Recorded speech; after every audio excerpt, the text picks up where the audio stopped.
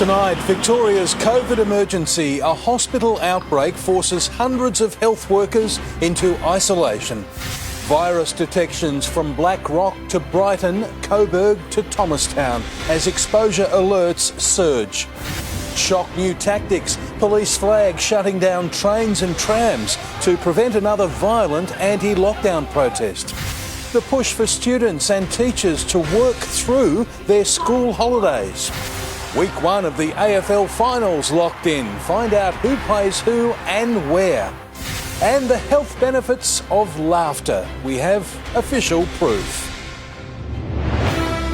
Live from Melbourne, 7 News with Peter Mitchell. Good evening. Victorian hospitals are under increasing strain with hundreds of staff in isolation because of a growing outbreak at the Royal Melbourne.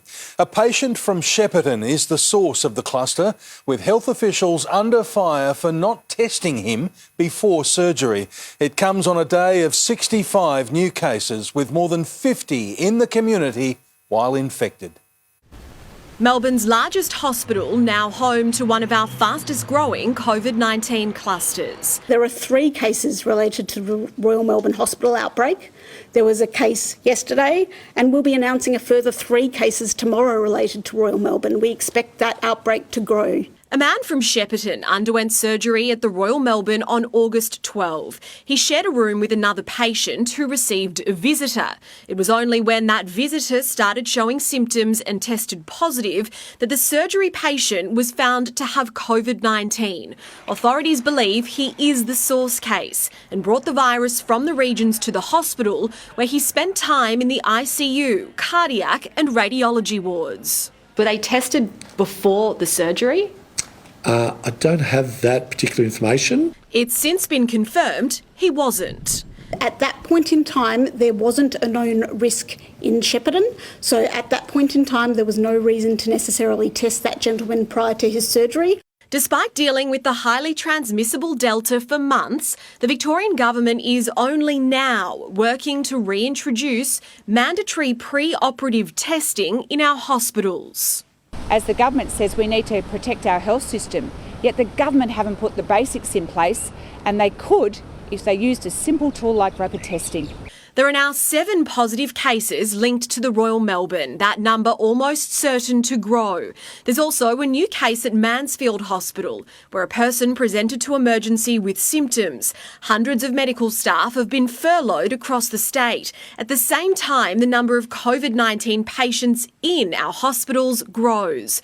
27 Victorians are being treated for COVID-19, 12 in intensive care, 5 on ventilators.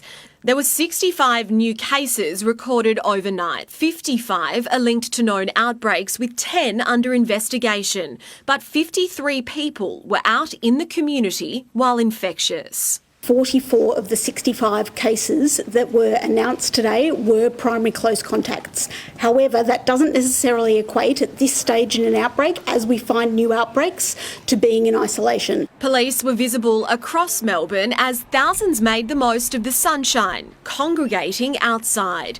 But it's not the force or health officials we have to fear when bending the rules. Victorians are dobbing on each other in droves. In the last 24 hours, Victoria Police has received 3,000 reports from the public about rule breakers, including 2,000 reports of illegal gatherings. And 300,000 Victorian public servants are being given paid time off to get vaccinated. Jodie Lee is at the state's newest drive-through centre in Campbellfield this evening. Jodie, this is part of a 5-week vaccination blitz. Well, Mitch, this drive-through here at the old Ford factory is one of the latest vaccination hubs to come online.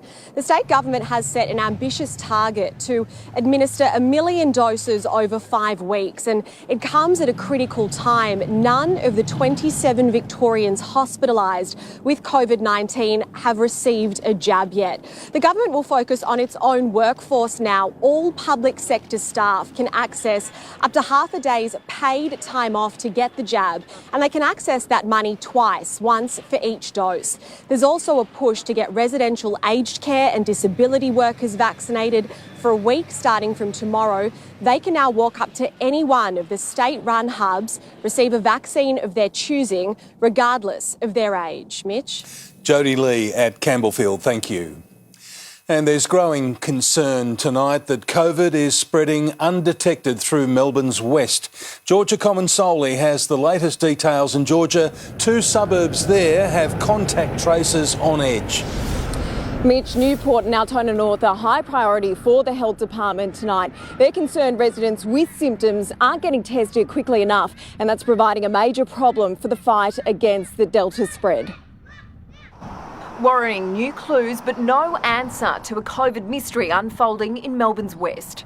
I ask everyone to consider that COVID may be out there. Health authorities suspect someone who works at one of the 120 businesses in a Sunshine West industrial area has been unknowingly spreading the virus for weeks. So we've had daily detections and no known case related to that area dating back to the 8th of August. More than 100 new exposure sites have been added across Melbourne in the past 24 hours, with at least 20,000 close contacts forced into isolation. 5 new cases have been confirmed at My Centre Childcare in Broadmeadows. That outbreak has grown to 32 cases. There are now 440 active COVID cases in Victoria, 103 involving children aged 9 years and under. They're not eligible for a vaccine. We don't know what the impact of COVID is long term on them, and we need to take every step that the public health team recommend to us. We haven't seen outbreak transmission in this youth cohort like we're seeing currently, and I urge you, please, help us to get on top of this. Wastewater detected COVID in Shepparton well before the town's first positive case, and there are now similar warning signs right across Melbourne, from Coburg to Thomastown between August 15 and 20, from Brighton to Blackrock between August 16 and 19, and from Sunshine to West Footscray between August 15 and 20. This is community transmission. This is not isolated to one area of Melbourne, and our wastewater detections continue to show that. Georgia Comensoli, 7 News. Melbourne's entire public transport network could be shut down as police look to avoid another violent freedom protest. 9 officers injured were rushed to hospital. The Chief Commissioner declaring the protest Victoria's most violent in 20 years. Violent thugs disguised as freedom fighters. A freedom rally. It was anything but. Their actions spoke louder than their words. One of the most violent protests we've seen in nearly 20 years. The Chief Commissioner disgusted. Many came armed with weapons. We saw flares thrown at police horses. We saw marbles thrown. We saw ceramic insulators thrown. One police officer was assaulted, pushed against a wall, and when they went to the ground, were repeatedly punched and possibly kicked. Police used force they've never had to use before. You're going to shoot that! You're going to shoot that! What is that? Certain non-lethal weapons that were used yesterday were absolutely justified. This officer sliced on the face. 9 of his colleagues were taken to hospital, where one remains. He might have to have surgery on his leg. The vast majority were men, 25 to 40, angry men. Men who came in with intent to cause trouble and to attack police. This escalation of violence with enraged thugs has police already working on new strategies for future protests. To shut down the transport network, to prevent people coming in, to Uber drivers, taxis, that's a huge call. But it's one that we're now going to seriously entertain on the next occasion. More than 260 fines have been given out for a total of over $1.4 million. 19 people have been charged, while 2 have been remanded in custody for assaulting a police officer. You come to work, you don't expect to get belted in the head. Tegan Dolling, 7 News. And parents and students are taking to suburban streets tonight to show their frustration over the ongoing school shutdowns. Georgia Love is in Malvern East, and Georgia families are putting out their school bags in protest. Mitch parents say they feel like this is the only thing they can do to be heard. 203 days of homeschooling now. Students have been separated from their teachers and their friends. It's having a huge mental health impact. And they say the government isn't listening. After 28 weeks out of the classroom, frustration is spilling onto the streets. We're saying please, Dan Andrews, bring the experts to the table and consider the mental health of our children. They fear the ongoing shutdowns will have devastating effects.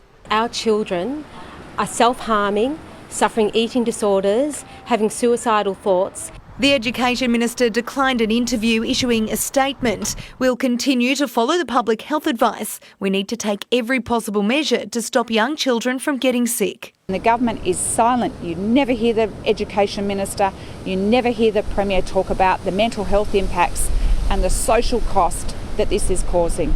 Experts say there are ways to bring kids back without putting them at risk, such as staggering year levels over different days, vaccinating teachers and masks for all students. Kids might not like it.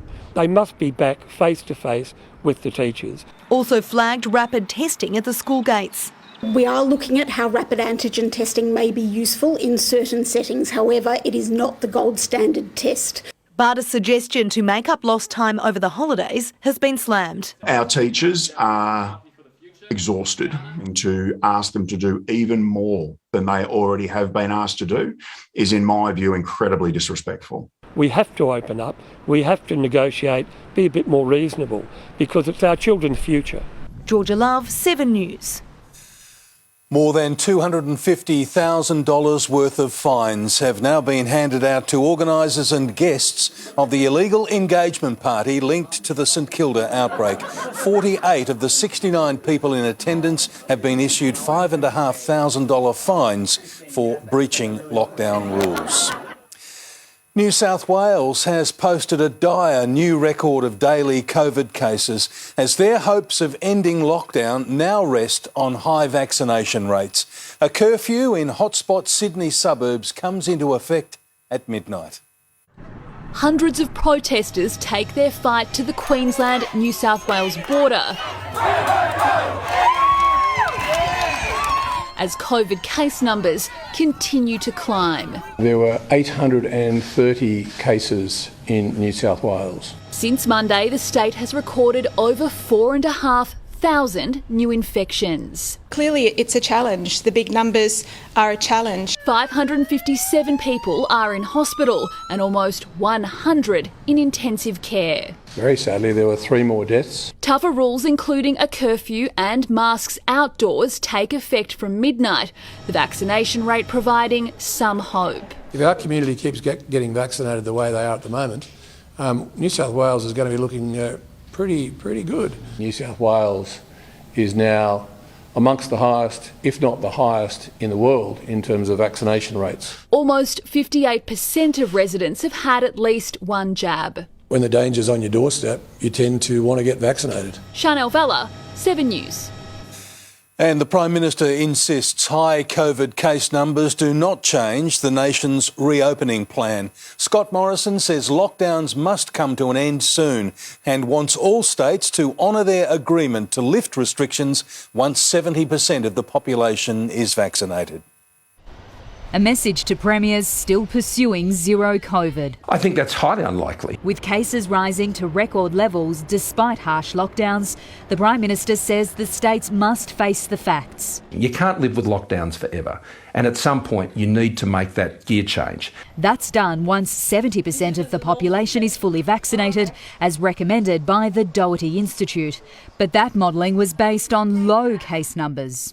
We were not envisaging shifting from phase A to phase B from a situation of lockdown, which is where we are now. We need to base action on expert advice. So, does the team at Doherty need to go back to the drawing board? The answer is absolutely not. The modelling suggests once the country reopens at 70%, within 6 months there could be up to 385,000 COVID cases in the community. Opening up at a higher caseload, as seen today, means we'll reach that peak sooner. Whether you start at 30 cases or 100 cases or more than that, you still have an unvaccinated population. With 30% of the population over the age of 16 now fully vaccinated, the Prime Minister says the focus must soon shift from rising case numbers to the number of people getting seriously ill. Then Australia is able to move out of what is really an unsustainable situation. And as hospital admissions rise, the country's top doctor says this is exactly what they've been planning for. Our hospitals, particularly our intensive care, are ready for this. If anyone is arguing that we should let COVID in and let it run wild, well then they're off the planet. The battle continues. Jennifer Beshwati, 7 News. The AFL has tonight revealed the fixture for week 1 of the finals, with Victoria's COVID crisis costing us any chance of hosting games. Chief Football reporter Tom Brown has the schedule, and Tom, Tasmania is the big winner. Mitch, a remarkable turnaround. 2 Fridays ago, their premier, angered over no dedicated team, was talking tough. Wind forward the clock. This coming weekend, Tasmania will host 2 finals. They've put forward a good deal to the AFL. Adelaide and Tasmania, the most convenient options for next weekend. The Bombers didn't need to win St Kilda's victory, securing Essendon's final spot. Essendon are headed for the finals. Week 1 of the finals set in stone. Port Adelaide will play Geelong in Adelaide on Friday night. Melbourne to take on Brisbane in the other qualifying final, also in Adelaide on Saturday night. Tasmania, the surprise big winner, hosting both elimination finals. Sydney and GWS on Saturday afternoon, the Bulldogs and Bombers on Sunday afternoon. You couldn't script a better Saturday night finale. 2 controversial free kicks and Max Gawn's heroics on the siren. Try and script it. Try and write it. Try and believe it. Helping secure the Demons' first minor premiership since 1964. There were similar scenes in Brisbane. The Brisbane Lions! Look at him! Where the Lions scored twice in the last minute to snatch the double chance off the Dogs by 0.5%. The AFL will announce an interstate grand final later this week. Sources say Perth remains the front runner, Adelaide pushing hard at the last minute. The grand final is clearly very challenging. It looks problematic, the idea that we would have tens of thousands of people gathered in one place. Tom Brown, 7 News. And Tim Watson is here with Big Sunday. And Tim, it's finals for some while the silly season begins for the others. Mitch, what a final round it's been. Coming up, we'll tell you why Scott Pendlebury could have played his last game for Collingwood. The curtain comes down on the Magpies season with some crucial calls now to be made on their skipper and coach. One last hurrah for the Saints, but the Golf Fest wasn't enough to sneak into the 8. And Liverpool out for early Premier League redemption. Mitch will speak directly to a Bombers star in the rooms ahead of the finals. I'll see you again soon. Thank you very much indeed, Tim. 3 people have been stabbed on a violent night in Melbourne's northwest. Tegan Doling is there. Mitch, lockdown hasn't stopped a wild brawl here at St Albans, landing 3 people in hospital. Coming up next, growing concerns about youth violence. Thanks, Tegan. Also ahead, Donald Trump hits out over America's botched withdrawal from Afghanistan. Mexico battered as the US braces for Hurricane Henri. Why the Wiggles are doubling in number. And later, the health benefits of laughter. We have the official proof. There are claims tonight of a growing youth crime wave in Melbourne during lockdown. Tegan Doling is at St Albans tonight, and Tegan, 3 people were stabbed there. Mitch, the brawl broke out here at the train station just before 7 p.m. Police say that a large group of teenagers was involved. 3 people were stabbed and had to be taken to hospital, 1 with life-threatening injuries. It follows reports some kids are skipping remote learning to take part in street fights. If we're getting reports of children who are involved in fight clubs, that's ridiculous, and we will do everything we can, as I said, through our engagement to try and prevent that. And so far, no arrests have been made here into the train station stabbing. Mitch. Tegan Doling at St Albans, thank you. A week after the Taliban seized control of Afghanistan, escaping from Kabul is getting more perilous by the day. Pressure is growing on Joe Biden as Donald Trump returned to the public eye, seizing on the crisis. In enemy hands, America's abandoned war chest, rifles, armour and vehicles paraded through Afghanistan's streets by Taliban fighters. Their newfound loot, props in a slick media blitz claiming control of local checkpoints and mocking Western forces, trolling their enemy with this image. In US-funded fatigues, militants hoist the Taliban flag, a recreation of this iconic US victory. But as Taliban forces patrol outside Hamid Karzai Airport, at the gates, a seventh day of chaos. Desperate Afghans, many with children and armed only with immigration papers, rush the walls, several killed, those that survive aware they're in a race against the clock to escape a future under extremist rule. The commanders are metering how many people come in and out of the gate.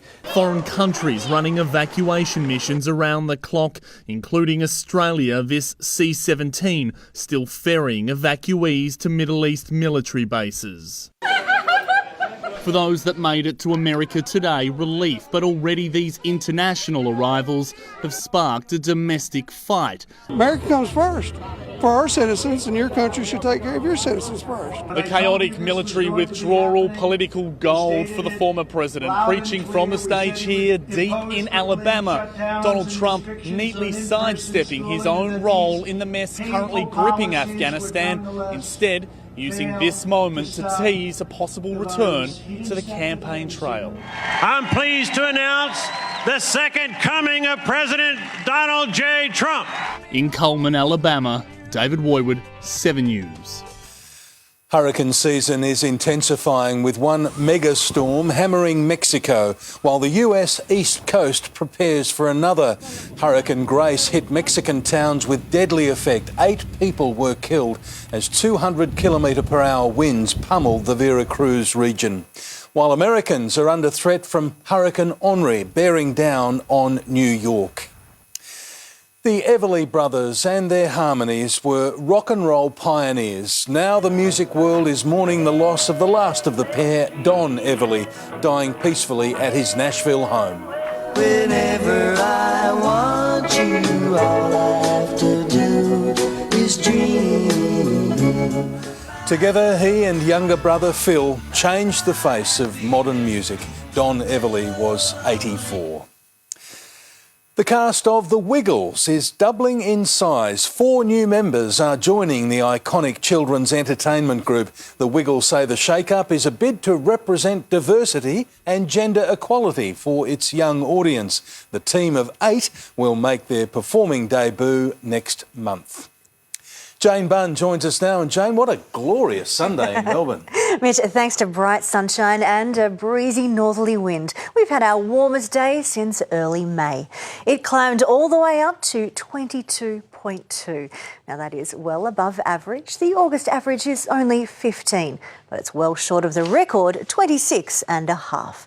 Now, I hope you enjoyed that warmth and sunshine, as that's the end of it for now. I'll show you what this will do to us after sport, Mitch. 22.2 will be a memory then, will it? Indeed. OK, thank you, Jane. There are new predictions. Melbourne's real estate market is set to explode. Next, how the pandemic is expected to push up property prices this spring selling season. Also, spoiler alert, why it was mission impossible for this steam train. The operation to repopulate an ancient Italian town. And Rosie, the robot nurse helping treat breast cancer patients across the country. The breast to other sites. The demand for a piece of property in Lockdown 6 is still strong as vendors make the decision to sell online. Homes are selling for thousands of dollars above the asking price, with no signs of slowing down as we head into spring. The Campbell family didn't have a chance to list their Maidstone home online before an eager buyer snapped it up. Thursday afternoon and just took the camera around the house and showed them through, and that was an interesting experience to do. Then come Saturday morning, the buyer had put forward a substantial offer. It's a dream come true, really. Competition is fierce, even virtually. Certainly for family homes, it's the strongest market I've seen in 20 years of working in real estate. From 1 p.m. yesterday, regional Victoria joined Melbourne with auctions moving online. Property is just as hot there. 13 bidders fought for the keys to this 3-bedroom Kyneton home, selling for almost $300,000 over its reserve. Sold at $1,141,000. 271 auctions were reported this weekend. 264 sold, with a clearance rate of 97%. But Lockdown 6 has come at a cost for the market. More than 500 auctions were postponed, while 220 were withdrawn. Lockdown means private home inspections are banned here, but in New South Wales they're still allowed, a cause of frustration for both buyers and agents. It baffles me that Sydney has one-to-one inspections still going. Surely a happy medium would be that we could inspect vacant properties on a one-to-one basis. Lockdown is tipped to cause a delayed spring market. The advice to aspiring home buyers when we open up: be ready for the flurry. Sarah Jones, 7 News. Robots are helping breast cancer nurses around the country take part in an innovative new training program. The Australian first pilot is using technology to combat restrictions on travel across state borders. Meet Rosie the robot. She's helping connect breast cancer nurses undertaking specialised training with their teachers in Melbourne during border closures. Hi, Katie. So that we could allow nurses to participate, so they could stay interstate, but basically beam in. 8 nurses are taking part in the pilot program, giving them the skills needed to work with patients diagnosed with metastatic or incurable breast cancer. Emotionally, psychologically, it gives me some reassurance. It's such a huge help to know that you can have these nurses. Metastatic breast cancer patients have high levels of distress when they're first diagnosed, which is very understandable.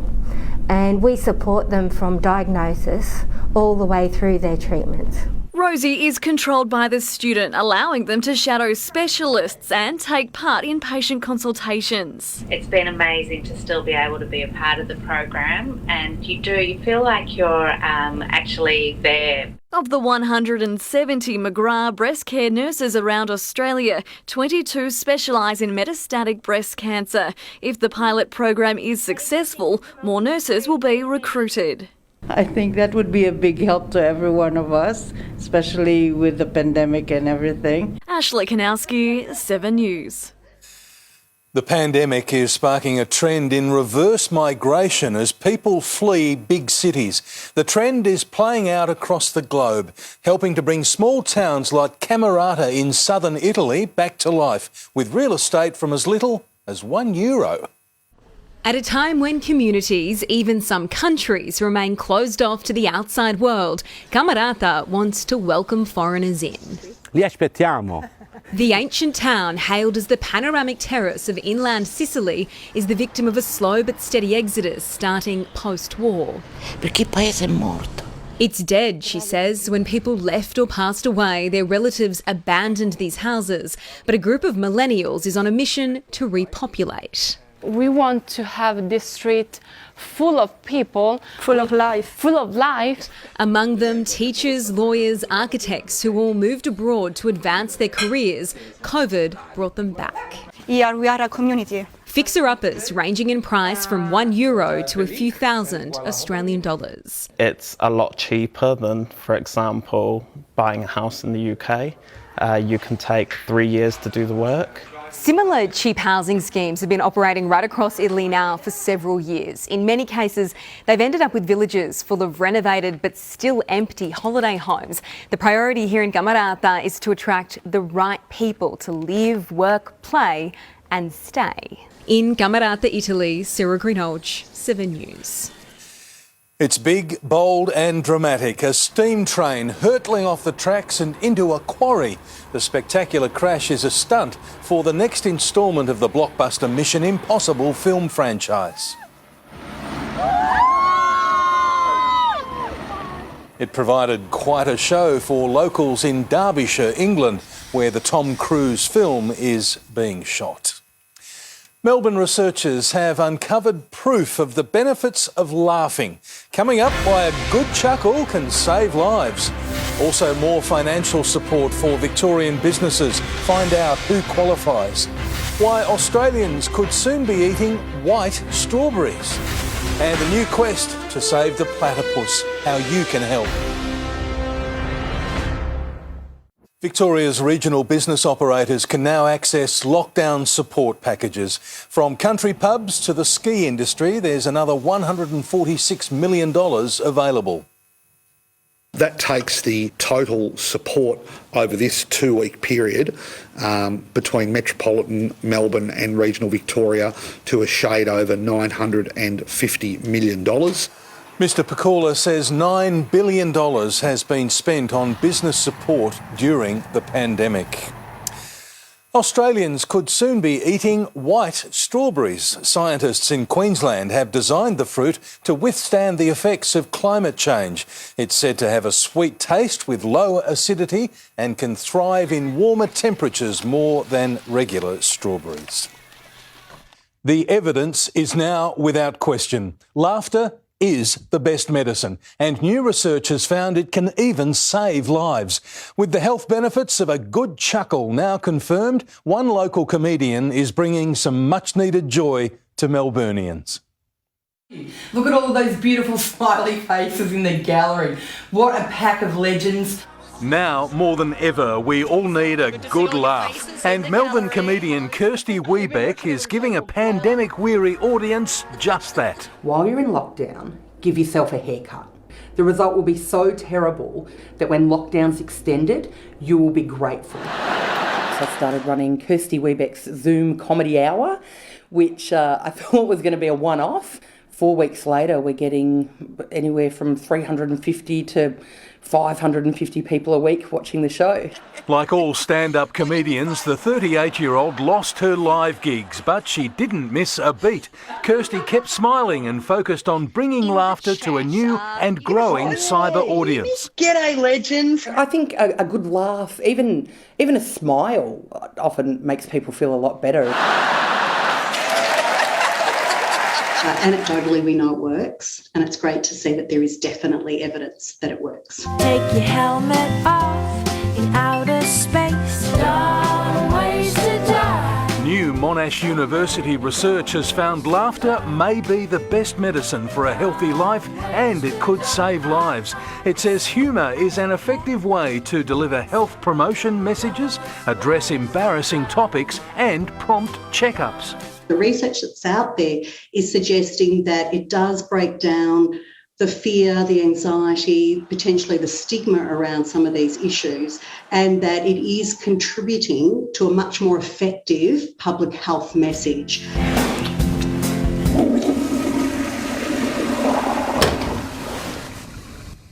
Don't let the stork catch you off guard.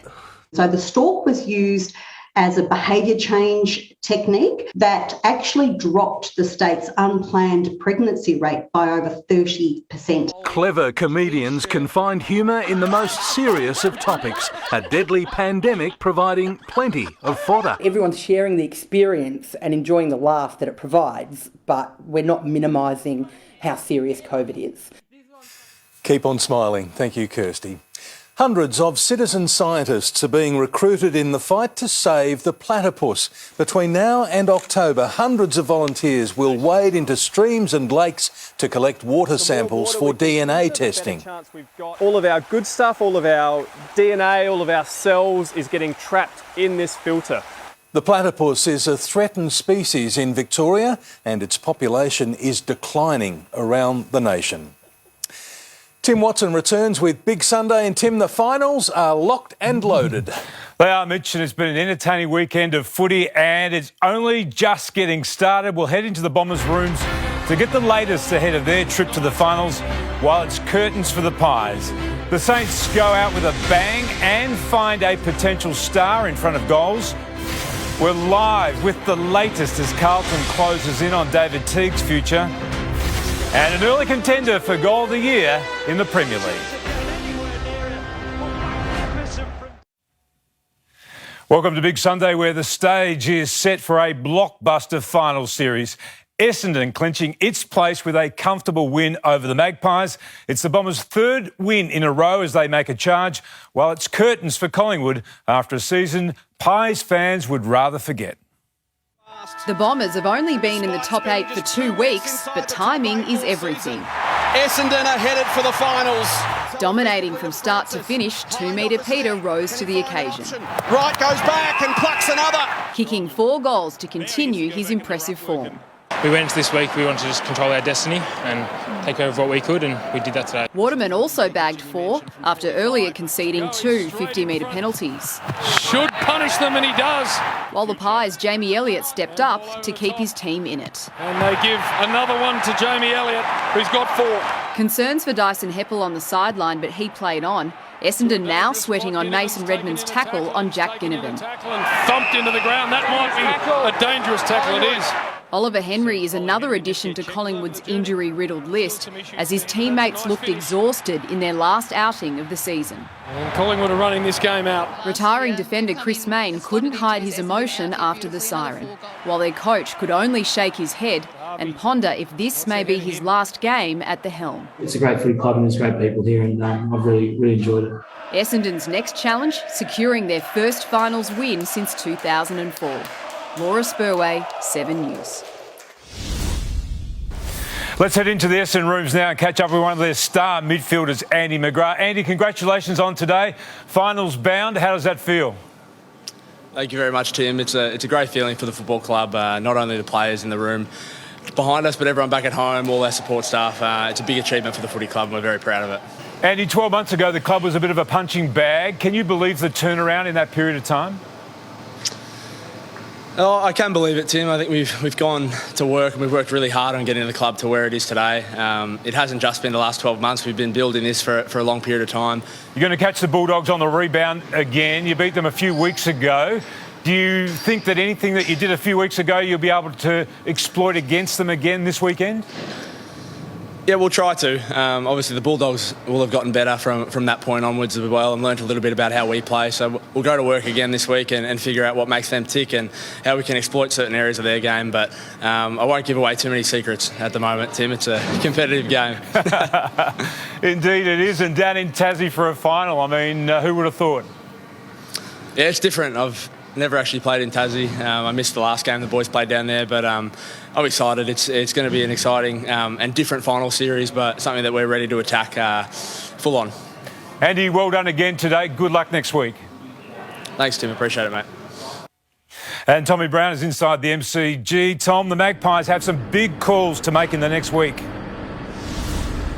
Tim's captain Scott Pendlebury's officially out of contract. Now, pre-game, Pendlebury, I guess, left the door open for a rival club to offer him a playing contract and coaching component. Collingwood, though, tell me tonight they're confident he will play out his career at the Pies, and he's really talking about coaching post-career. They're confident he'll sign this one-year deal. This was Pendlebury pre-game. If they want to offer me future coaching gigs for a couple of years' time, I'll have a look at it. But nothing like that's come across my desk or anything like that. And I'm just talking to our football club for about a week now. And, yeah, as I said, something I think will get done reasonably soon. Tim, Carlton bosses will present the football review findings to staff at Icon Park tomorrow. I expect they'll formally part company with David Teague in the morning, who's now resigned to the outcome of the football review. This was Teague post-game last night. I understand the club's going to make a decision. Let's be honest, it doesn't look like it's going to go in my favour. But in terms of what I've done and what I've been able to control, I know who I am. I know why I've done it. I'm really happy with that. I love this club. I don't want to sit up here and say anything, but when the review gets announced through the media, that's not high performance. And I'm going to challenge. I'm going to call it out that this footy club have got some areas to improve.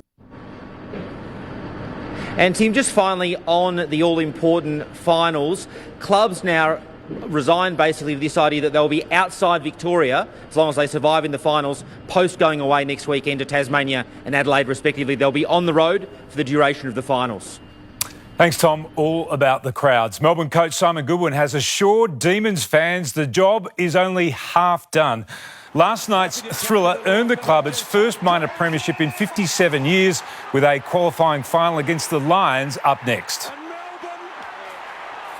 We know that's one season down and the new season will begin next week. So we'll enjoy this moment for what it is. But come tomorrow, our players will be firmly focused on the task at hand and we're only halfway through what we want to achieve. Cats coach Chris Scott was left to question two controversial umpiring calls in the final minute, which included Brad Close punching the ball, which was already out on the full. I think he's entitled to contest the ball. But I think the decision before that for the insufficient intent free kick was probably a bit strange as well. So you win some, you lose some. The Cats will face Port in Adelaide. St Kilda's mid-season recruit proved the showstopper to end their season with a 58-point win over Fremantle. Rowan Marshall dominated around the ground all day and chipped in with 2 goals. But it was fifth gamer Cooper Sharman who impressed, finishing with 4. Sharman is going to go in for another one. Here's the greatest Sharman. It was a dirty day for the Dockers, who could have kept their finals hopes alive with a win, but copped some nasty injuries. Liverpool is off to a flyer in its quest to recapture the Premier League title. They surrendered last season. The Reds are 2 from 2 on top of the table after defeating Burnley 2-0 at Anfield. Now Sadio Mane. He has crushed it in. Manchester City's $190 million signing Jack Grealish scored his first goal for the reigning champions in their 5-0 drubbing of Norwich, and Danny Ings submitted an early entry for goal of the season in Aston Villa's 2-0 win over Newcastle. Ash Barty is 1 win away from her 5th title of the season. The Aussie world number 1 was too strong for triple Grand Slam winner Angelique Kerber in the semi-finals of the Cincinnati Open, winning 6-2, 7-5. Yeah, it's an unbelievable shot. Barty is through without dropping a set and will play world number 76 Jill Tieck Man in the decider.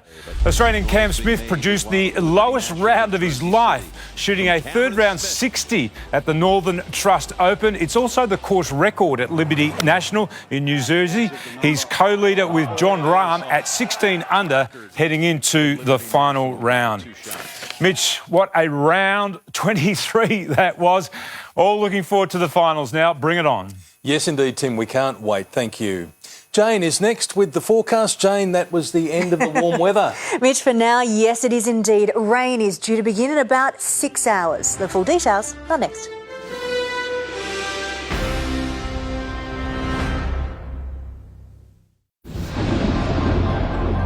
Hello again. After a sunny Sunday in Melbourne, the weather is about to deteriorate. Today reached a top of 22. That is 7 degrees above the average. That's still up on 19 out there now.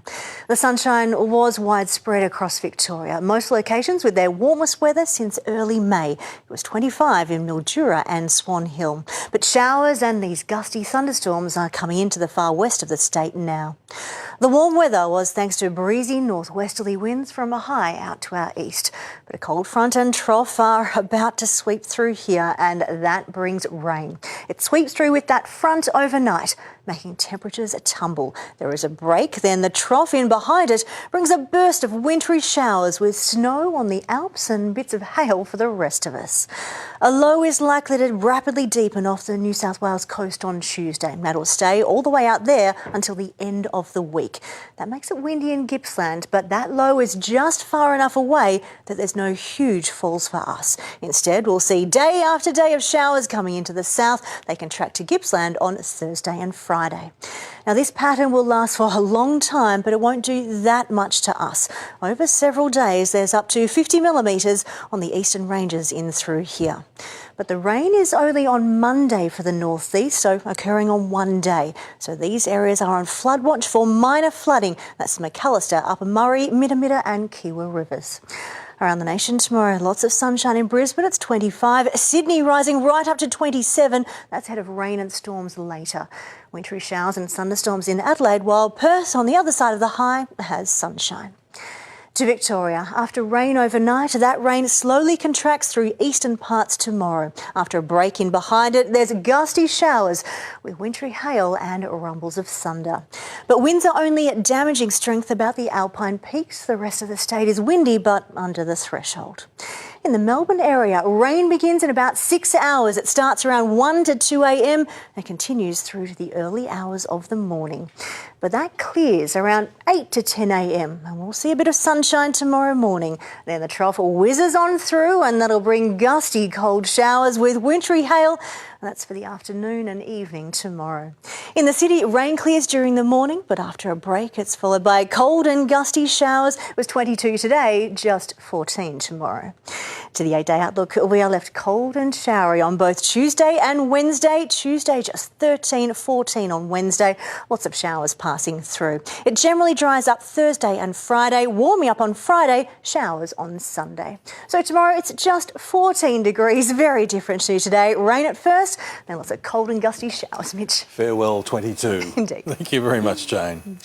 And that's the way it is this Sunday, the 22nd of August. Thanks for your company. For now, from the 7 News team, good night.